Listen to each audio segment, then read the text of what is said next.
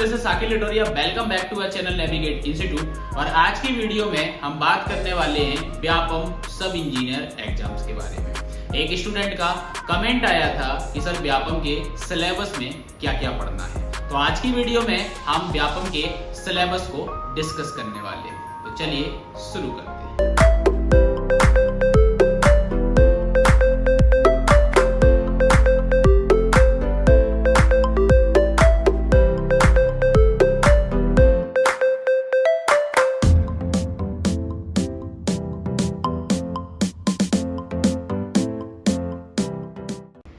व्यापम सब engineer exams 2022 के syllabus को डिस्कस करने के पहले हम एग्जाम पैटर्न को समझ लेते हैं कि व्यापम सब इंजीनियर की आपकी एग्जाम का पैटर्न क्या होता है।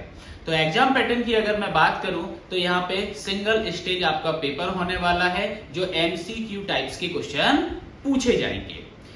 इस पेपर में टोटल 200 नंबर ऑफ क्वेश्चंस होंगे, जहां पे 100 क्वेश्चंस पार्ट ए में होंगे जो नॉन टेक्निकल का सिलेबस कवर करेंगे, और 100 क्वेश्चंस आपके रिलेटेड स्ट्रीम से होंगे। अगर आप सिविल ब्रांच से हैं, मैकेनिकल से हैं या फिर इलेक्ट्रिकल से हैं, तो जिस ब्रांच से भी आपने बीटेक या डिप्लोमा को डन किया हुआ है, उस ब्रांच से आपको 100 क्वेश्चंस पूछे जाएंगे। जो नॉन टेक वाला आपका पार्ट है 100 क्वेश्चंस का, उसके अंदर एमपीजी के general Hindi, general English, general mathematics, general reasoning, general science and general computer से रिलेटेड आपके क्वेश्चंस पूछे जाएंगे। जो नॉन टेक में या 7 to 8 सब्जेक्ट आपसे पूछे जाएंगे, इसमें अगर वेटेज की मैं बात करूं तो एवरेज 14 to 15 क्वेश्चंस आपके ईच सब्जेक्ट से पूछे जाते हैं। ड्यूरेशन की अगर मैं बात करूं तो टोटल 3 आवर्स की आपको ड्यूरेशन मिलती है। 3 घंटे में आपको ये 200 क्वेश्चंस को सॉल्व करना है। अगर मार्क्स की मैं बात करूं तो एक क्वेश्चन 1 नंबर का होता है, और इस एग्जाम में किसी भी प्रकार की नेगेटिव मार्किंग नहीं होती है। अब डिटेल में अगर हम सिलेबस को डिस्कस करें तो general knowledge of MP, general knowledge जो अभी हमने एमपी जीके की बात की थी, तो आपसे इसमें हिस्ट्री पूछी जाएगी इंडिया की और वर्ल्ड की। ज्योग्राफी भी आपसे पूछा जाएगा इंडिया एंड वर्ल्ड का। Indian national movement, cultural, general science हो गया आपका, ठीक है, about India, Indian constitution, economy, space, IT, Indian polity, government, science and technology. तो ये सारे टॉपिक्स हैं, डिस्प्ले पे आप देख पा रहे होंगे, जो आपसे जनरल नॉलेज में पूछा जाएगा। अब एक्चुअल में यहाँ पे आप लोगों के मन में एक डाउट आता है, सर एमपी लिखा हुआ है, एमपी के क्वेश्चन। तो देखो यहाँ पे एमपी के क्वेश्चंस भी आपसे पूछे जाएंगे। कुछ क्वेश्चंस एमपी के होते हैं, बाकी आपसे करंट अफेयर्स के यहाँ पे क्वेश्चंस भी पूछे जाते हैं। क्लियर? अब वो करंट अफेयर्स जो होगा एमपी का भी होगा और इंडियन करंट अफेयर्स भी आपसे पूछा जाएगा। क्लियर? तो ओवरऑल आपको करंट अफेयर्स यहाँ पे पढ़ना है और एमपी वाला पार्ट आपको यहाँ पर पढ़ना है। मोस्टली उसी से क्वेश्चन पूछे जाते हैं। जनरल हिंदी की मैं बात करूं तो शब्दावली, व्याकरण, रिक्त स्थान भरें, विलोम, पर्यायवाची, समास, संधि, एक शब्द प्रतिस्थापन, मुहावरे और वाक्यांश और पैसेज वगैरह आपसे हिंदी के सिलेबस में पूछे जाएंगे। डिस्प्ले पे साथ में आपका सिलेबस चल रहा है, तो आप चाहो तो नोट डाउन कर सकते हो क्या क्या चीजें आपको पढ़ना है, क्योंकि व्यापम सब इंजीनियर कभी भी सिलेबस नहीं बताता है, वो सब्जेक्ट्स बोल देता है कौन कौन से सब्जेक्ट्स को कवर करना है। तो मैं आपको यहाँ पे टॉपिक्स बता रहा हूँ कि आपको कौन कौन से टॉपिक्स कौन से सब्जेक्ट में पढ़ना है, तो आप उसको नोट डाउन कर लें, या फिर हमारे टेलीग्राम चैनल पे आप पीडीएफ इसकी ले सकते हैं। पीडीएफ हम शेयर कर देंगे, तो वहां से आप पीडीएफ को भी डाउनलोड कर सकते हैं। नेक्स्ट हम बात करते हैं जनरल इंग्लिश की। तो जनरल इंग्लिश में vocabulary, grammar, fill in the blanks, synonyms, spot and error, sentence structure और डिटेक्टिंग मिसस्पेल्ड वर्ड्स। और आपका नेक्स्ट रहेगा सेंटेंस के कुछ पार्ट रहेंगे, spelling, suffering of sentence in a passage, one word substitutions. Clear? और cloze passage भी रहेंगे, और जो भी पैसेज वगैरह पूछे जाएंगे, तो ये सारे टॉपिक्स आपसे पूछे जाएंगे जनरल इंग्लिश के अंदर। जनरल मैथमेटिक्स की अगर मैं बात करूं तो नंबर सिस्टम हुआ, डेटा सफिशिएंसी हुआ, डेसिमल एंड फ्रैक्शंस हुए, सिंप्लीफिकेशन हुआ, परसेंटेज हुआ, टाइम एंड वर्क हुआ, और profit and loss, time and distance, problem on ages, और ratio and proportion, HCF and LCM से भी क्वेश्चन आएंगे। एवरेज हुआ, सिंपल एंड कंपाउंड इंटरेस्ट हुआ आपका, मिक्सचर एंड एलिगेशन हुआ आपका, और डाटा इंटरप्रिटेशन हुआ, सर्च एंड इंडाइसिस हुआ, मेंसुरेशन हुआ, और इसके बाद आपका जियोमेट्री वाला जो पार्ट है, तो जियोमेट्री आपसे पूछे जाती है, ज्यादा नहीं, 1 या 2 क्वेश्चंस आपसे जियोमेट्री के पूछे जाएंगे। तो ये जनरल मैथमेटिक्स आपका हो गया है। रीजनिंग की अगर मैं बात करूं तो रीजनिंग में बहुत ज्यादा आपके टॉपिक्स नहीं है, जैसे कि सिटिंग अरेंजमेंट हुआ, ब्लड रिलेशंस आपका हुआ, इनपुट आउटपुट्स हुआ, tabulations and coding decoding, alpha numeric series आपकी होती है, data sufficiency, ranking, direction and alphabet test आपका है, लॉजिकल रीजनिंग है, कोडेड इनइक्वालिटीज एंड पजल और सिलोजिज्म आपसे पूछा जाएगा। तो ये टॉपिक्स आपको रीजनिंग में कवर करना है। नेक्स्ट हम जनरल साइंस की बात करें तो जनरल साइंस में आपसे फिजिक्स, केमिस्ट्री और बायोलॉजी पूछा जाएगा। और ये जो फिजिक्स, केमिस्ट्री, बायोलॉजी आपको पढ़ना है, ये 10th स्टैंडर्ड तक का आपको पढ़ना है, 11th 12th वाला नहीं पढ़ना है आपको। 10th स्टैंडर्ड तक का बायोलॉजी, फिजिक्स और केमिस्ट्री को स्टडी करना है। नेक्स्ट आपका आता है कंप्यूटर अवेयरनेस, जिसमें आपको एमएस ऑफिस पढ़ना है, एमएस वर्ड पढ़ना है, द एमएस पावर पॉइंट हो गया, एमएस एक्सेल हो गया, विंडोज हो गया, इंटरनेट यूजेस आपके हो गए हैं, कंप्यूटर सॉफ्टवेयर एंड हार्डवेयर के बारे में आपको पढ़ना है। तो ये आपका नॉन टेक्निकल का सिलेबस हो गया है। ये 7 सब्जेक्ट आपके आने वाले हैं एग्जाम्स में, जो टोटल 100 क्वेश्चंस के होंगे। और ये 100 क्वेश्चंस मतलब 100 मार्क्स, क्योंकि अगर आप व्यापम सब इंजीनियर का एग्जाम क्वालिफाई करना चाहते हो तो जितना टेक्निकल इंपोर्टेंट है उतना ही नॉन टेक्निकल इंपोर्टेंट है। एवरेज आपको यहाँ पे 80 to 85 मार्क्स लेके आना है अगर आप सिलेक्शन चाहते हो। हम नेक्स्ट पार्ट पे जाते हैं, टेक्निकल वाले पे, और टेक्निकल के सिलेबस को डिस्कस करते हैं। टेक्निकल पार्ट की बात करते हैं। जैसा मैंने बताया, अगर आपकी ब्रांच सिविल है, मैकेनिकल है या इलेक्ट्रिकल है, तो जिस ब्रांच से भी आपने डिग्री या डिप्लोमा किया होगा उस ब्रांच के आपको 100 क्वेश्चंस पूछे जाएंगे।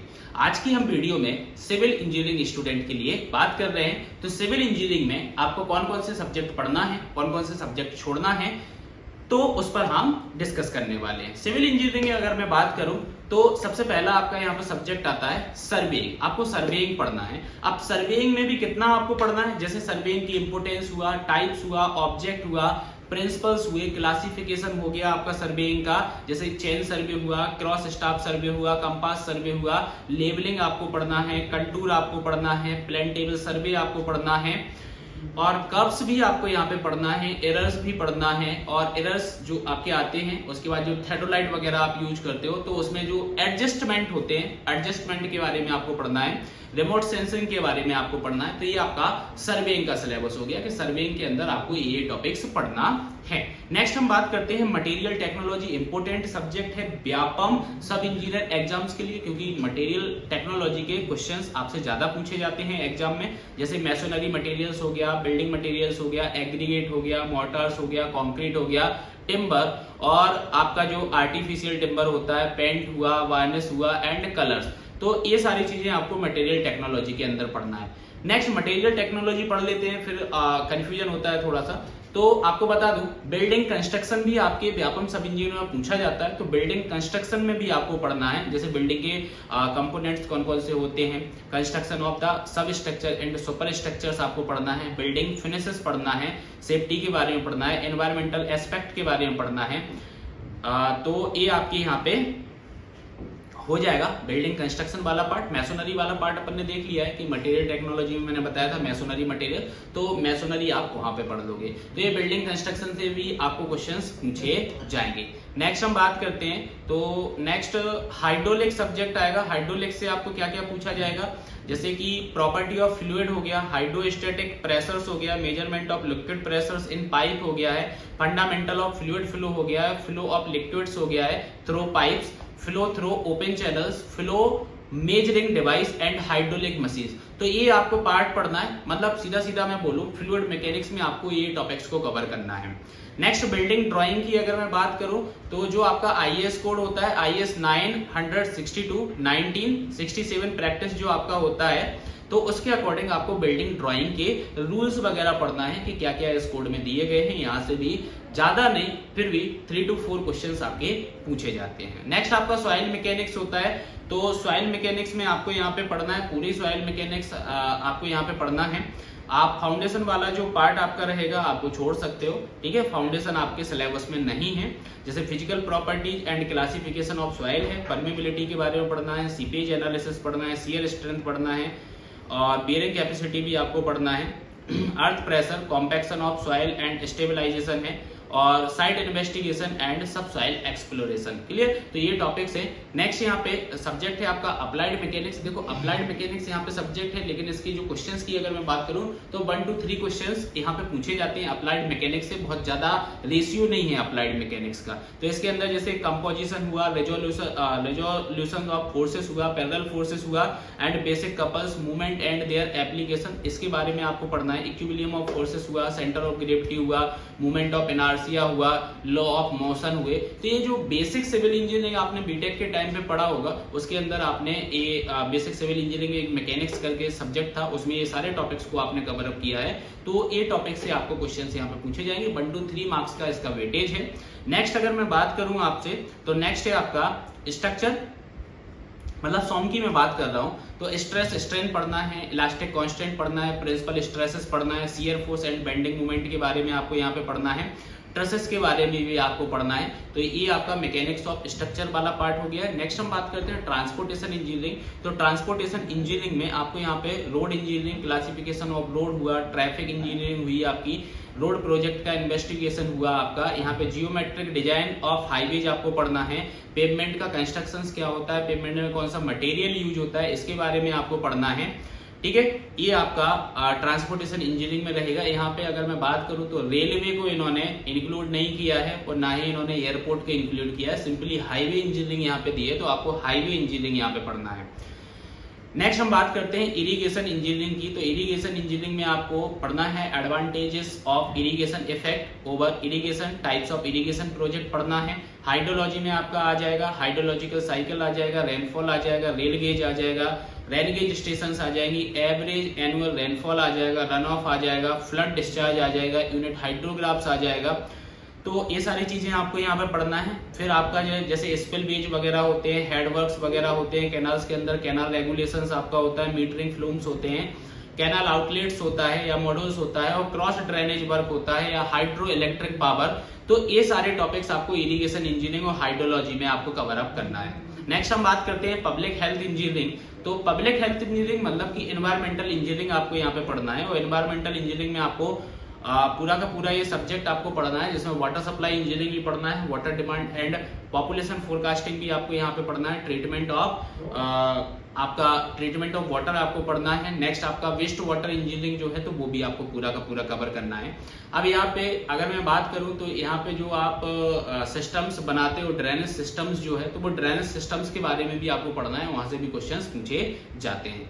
नेक्स्ट अगर मैं बात करूं तो क्यूएससी का सब्जेक्ट आता है। क्यूएससी में जो आपकी टेक्निकल टर्म्स यूज होती हैं, यूनिट्स होती हैं मेजरमेंट्स की, और रेट एनालिसिस वगैरह होता है, तो उन सबसे आपको क्वेश्चन पूछे जाएंगे। आप डिस्प्ले पे देख लो कि क्या क्या टॉपिक्स आपको कवर अप करना है क्वांटिटी सर्वेइंग कॉस्टिंग में। अगर मैं बेसिक बात करूं तो एस्टिमेशन एंड कॉस्टिंग की आपको मेथड्स पढ़ना है, इसका मीनिंग पढ़ना है, पर्पज क्या है इसका, कितने टाइप्स का होता है, वो टाइप्स पूरे पढ़ना है, मेजरमेंट्स के मोड क्या क्या होते हैं, क्वांटिटी को हम कैसे लेते हैं, आरसीसी स्ट्रक्चर को आपको एस्टिमेट करना है, कलवर्ट और ब्रिज का वैल्यूएशंस करना है, तो ये सारी चीजें आपको इसमें पढ़ना है। नेक्स्ट आता है आपका स्ट्रक्चरल डिजाइन एंड ड्राफ्टिंग, मतलब मैं आरसीसी की यहाँ पे बात कर रहा हूँ। तो आरसीसी में आपको यहाँ पे प्री स्ट्रेस वाला सेक्शन जो आपका है वो नहीं पढ़ना है। प्री स्ट्रेस वाला जो आपका स्टार्टिंग का पोर्शन है, जैसे आप उसमें बीम को डिजाइन करते हो, कॉलम को डिजाइन करते हो, फुटिंग को डिजाइन करते हो, तो ये सारे टॉपिक्स आपको करना है। अब इनमें जो भी पढ़ोगे आप, WSM से भी आपको पढ़ना है और LSM से भी आपको पढ़ना है, ठीक है।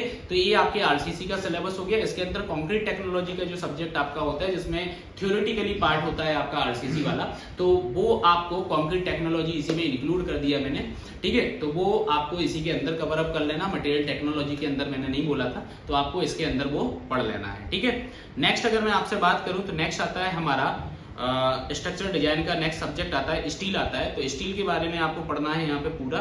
स्टील में आपको जैसे कनेक्शंस पढ़ना है, टेंशन मेंबर पढ़ना है, कंप्रेशन मेंबर पढ़ना है, कॉलम बेसिस क्या होता है, कॉलम स्प्लाइसेस क्या होता है, ट्रसेस क्या होते हैं और प्लेट गर्डर्स क्या होते हैं, तो इनके बारे में आपको पढ़ना है। जो आपका IS 800 2007 है, IS कोड जो स्टील में यूज होता है, उसके सारे के सारे आपको रिकमेंडेशन पढ़ लेना है, ठीक है। वो पूरे रिकमेंडेशन आपको पढ़ना है, वही आपके एग्जाम में पूछे जाते हैं। तो ये बेसिक ओवरऑल हमने आज की वीडियो में सिलेबस डिस्कस किया है कि व्यापम एग्जाम जो आपका होने वाला है अप्रैल 2022 में, उसमें क्या क्या सिलेबस आपसे पूछा जाएगा सिविल इंजीनियरिंग स्टूडेंट के लिए।